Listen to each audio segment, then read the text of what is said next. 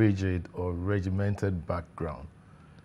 Yeah. You chose to stay. We tried. I tried. Oh, you tried to? I tried, but it didn't work. Oh. My father was, God bless his soul, a disciplinarian. Tell me about it. I'd received 114 strokes of the cane as an 11-year-old boy. And 114? Yes, I counted and I didn't steal. All because I was late for prayers, early morning prayers. So I was stuck. He removed all my clothes and I was beaten naked. My mom could not stand it. She had to walk into her room and she was crying. In those days, mothers would not have a say. She would just keep, So, and what happened, I slept off. He rang the bell for prayers. I was not there. And they were banging on my door. And I had locked from behind. Oh, no. And that was the offense. You actually invited the beating there. Yes, I locked from. So it was a banging. Neighbors had to come. In fact, they had to climb the ladder to draw my cover clothes before I could wake up.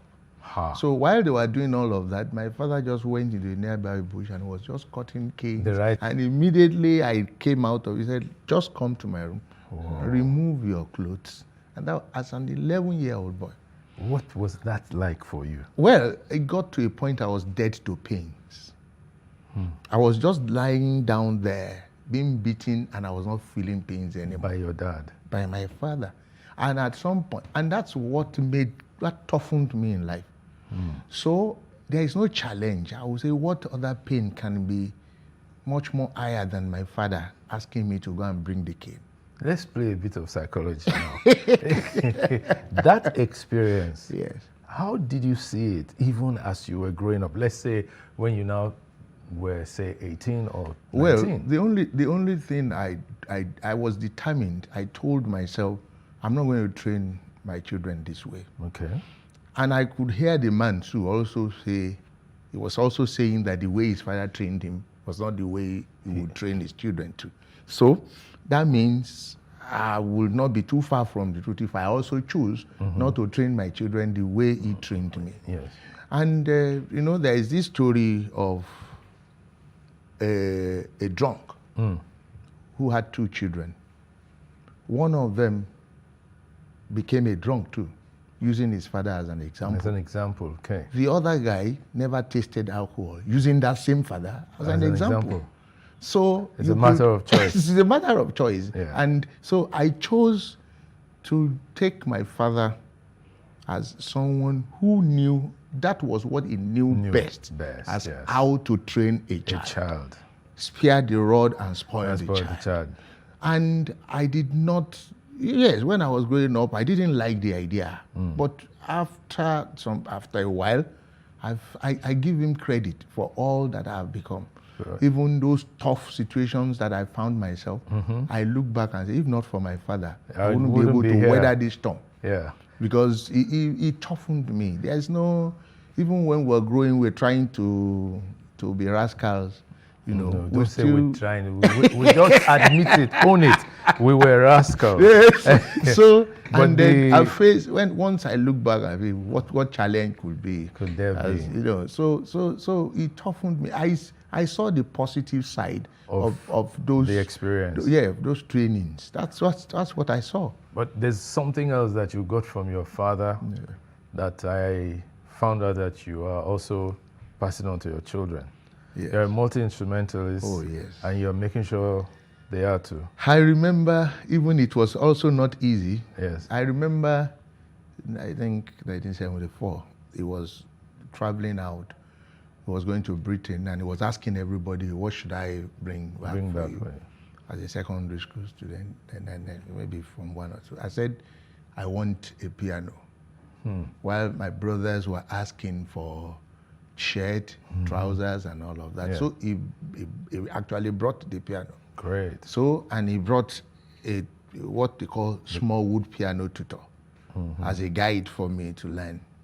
So, and he gave me a deadline. While my brothers and sisters were enjoying their clothes and and I was busy studying music. Yes. And it would be, those days, parents would serve siesta and all of that. Exactly. Those things, we don't know what it is these days. This day and age. So it would be serving the siesta in the room, and I would play a key wrongly. Wake up. I would just hear that knock from behind. I have told you not to look at the keys while playing. And I was like, is it an offense to ask for this? So even my gift also attracted punishment. But later in life, I started enjoying it because now I'll go to some churches. I found myself valuable, even as much as I try to hide, my gift will actually, expose me. Yeah. And I'm enjoying it. And I discovered that it has also, helped in my literary appreciation. Appreciation, yes. I think so. I just chose that, okay, fine. My children too, they don't have a choice in this matter. They don't have a choice. They really don't have a choice. So you copied your father? No, I did not give them a knock. No. They don't have a choice. You took away their choice. No. But of course they enjoyed it. Admit that you took away their choice. I will tell you why I said they don't have a choice. Okay. Yes, it formed their background. Good. My first son naturally fell in love with piano. Yes. And my second son naturally fell in love with sax. And my daughter with a violin. I see now. So at some point, I was not pushing.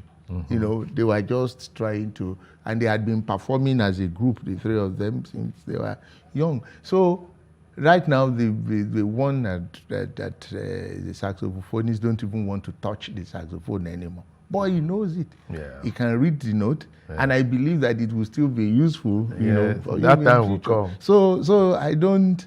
My daughter reads all of them. They read note. They play very well, and we blend. And they all play the guitar too. Good. So I've left them to now take a decision on what they want to do with it. With the talent they have developed. I remember. That was a day my first son when he was in UI. He was a pianist with a youth choir. So he said there was a day he went to play squash. And squash, which is also picked up from you. Of we'll course. Come to squash later. Yeah. So, and one of those choir members saw him play squash. And he knew him as an organist. He saw him playing squash. And this fellow actually wanted to go and start